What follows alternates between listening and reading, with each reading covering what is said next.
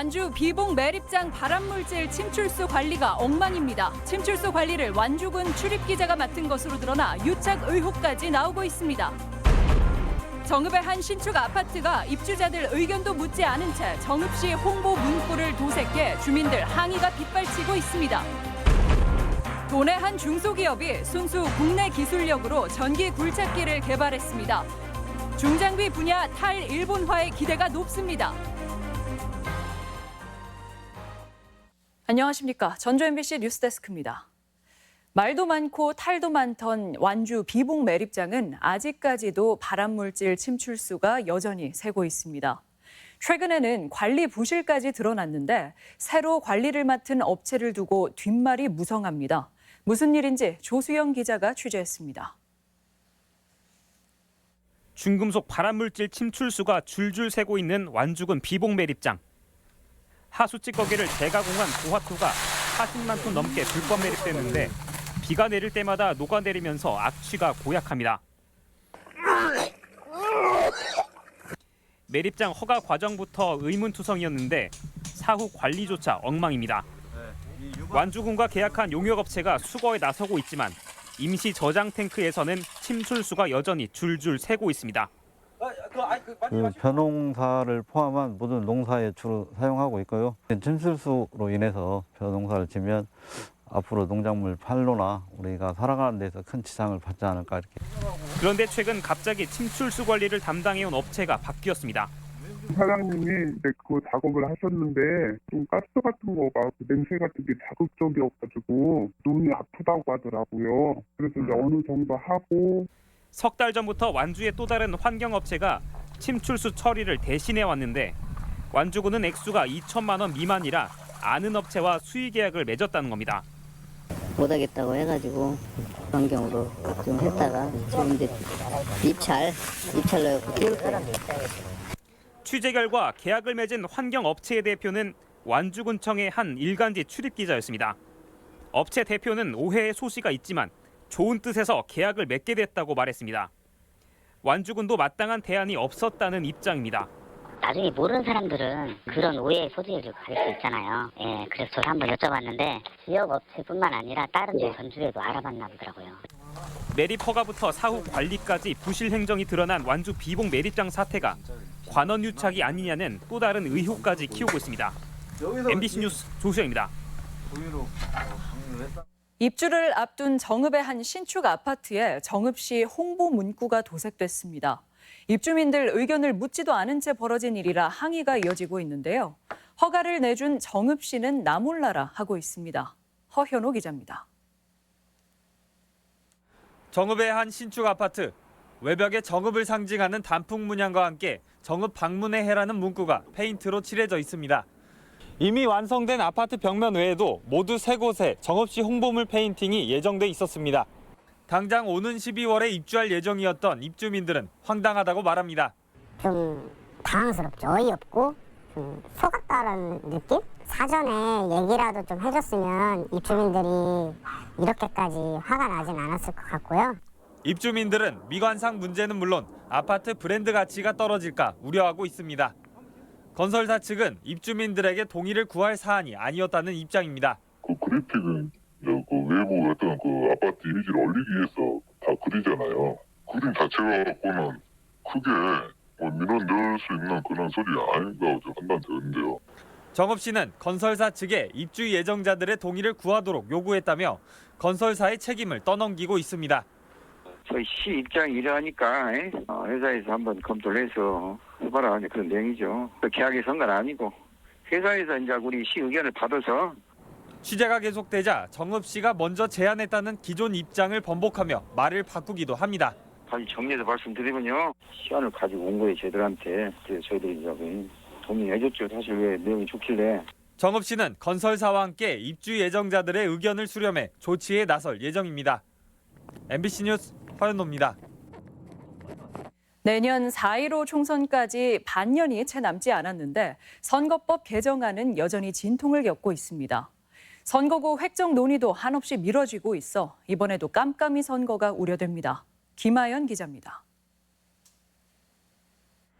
패스트트랙에 올라있는 선거법 개정안은 지역구 의석을 28석 줄이고 그만큼 비례대표를 늘리는 방안을 담고 있습니다. 이 안이 국회를 통과하면 인구 상하한 기준에 따라 도내 지역구도 2석가량 줄게 됩니다. 정치개혁의 시작점이라는 평을 받지만 문제는 지역의 대표성. 선거구 획정을 위한 전북 지역 의견을 청취하는 자리에선 이 문제가 집중 거론됐습니다. 인구 수에 맞춰 선거구를 나누다 보니 농촌 지역의 대표성이 떨어져 지역 불균형이 심화된다는 겁니다. 한 20, 30년 후면 7, 80개 정도의 자치단체가 줄어들 것으로 지금 이렇게 예상되고 있습니다. 그러면 언제까지 계속 선거구를 병합을 해 나갈 거냐. 15대 총선 때 14곳이었던 도내 지역구는 지난 총선에서 10곳으로 감소했고 거리가 멀고 생활권이 다른 완주와 무진장 지역이 한 선거구로 묶이기도 했습니다. 여기다 거기에 맞춰서 지역구를 줄게 되면 지역 대표성은 더 약화가 되고 또 약화된 것만큼 기반 조건은 악화되고 그럼 인구는 더 유출되고 지역구 의원들의 이해관계도 복잡해 논의 중인 선거법 개정안의 통과 여부도 불투명합니다. 결국 지역의 대표성을 보장하려면 국회의원 의석수를 늘리는 것이 불가피하다는 의견이 나오지만 세비 동결 등 정치권의 과감한 정치개혁 결단 없이는 반대 여론이 큰 상황입니다. 권역별 연동형 비례대표제를 실시하려고 하면 의원 정수를 늘리지 않고는 불가능한 안이라고 보고 있습니다. 근데 현재 패스트트랙 안은 그 동상이몽 아니라고 저는 보고 있습니다. 선거구 획정부터 한 발자국도 나아가지 못하면서 제대로 된 연동형 비례제나 석패율제 같은 개혁적 선거제 도입은 논의조차 못하는 등 총선 전국은 답답한 상황이 이어지고 있습니다. MBC 뉴스 김아연입니다. 민주당 이해찬 대표의 지자체 현수막 활용 발언을 두고 논란이 일고 있습니다. 평화당 도당과 대한정치연대는 논평을 내고 지난 18일 도와 민주당 예산정책협의회에서 이해찬 대표가 총선 후보자들이 현수막을 게재할 수 없으니 자치단체 현수막을 활용하라고 한 건 명백한 관권 선거 획책이라고 주장했습니다. 이에 대해 민주당은 단체장들에게 홍보를 직접 지시한 것이 아니라며 과도한 주장이라고 밝혔습니다. 친환경차에 대한 요구는 많은 매연을 내뿜는 건설기계도 예외가 아닌데요. 전북의 한 중소기업이 순수 국내 기술력으로 전기 굴착기를 개발해 환경 오염도 막고 중장비 탈일본화에도 나서고 있습니다. 강동엽 기자입니다. 도심 재개발이나 하수관 공사 등에 널리 쓰이는 3.5톤 소형 굴착기입니다. 겉보기에는 기존 굴착기와 다르지 않지만 불쾌한 매연 배출 없이 작업이 가능합니다. 국내 최초로 개발된 전기 굴착기인데 전북의 한 중소기업이 4년간 80억 원을 투자해 개발한 결과물입니다. 기존 굴착기는 엔진과 메인 펌프 등 핵심 부품을 일본에 의존해야 하는 게 현실. 하지만 전동 모터를 개발하고 배터리와 인버터 등은 부품 업체들과 협업을 통해 100% 국산화에 성공했습니다. 일반 차량용 급속 충전기 기준으로 해서 충전 시간은 대략 한 2시간 정도면은 80% 이상 충전이 다 됩니다. 길게는 8시간까지 작업이 가능하며 위험과 오염 지역을 위해 무선 원격 조종 시스템도 탑재됐습니다. 시연회 참석자들은 성능을 꼼꼼히 살피며 높은 관심을 보였습니다.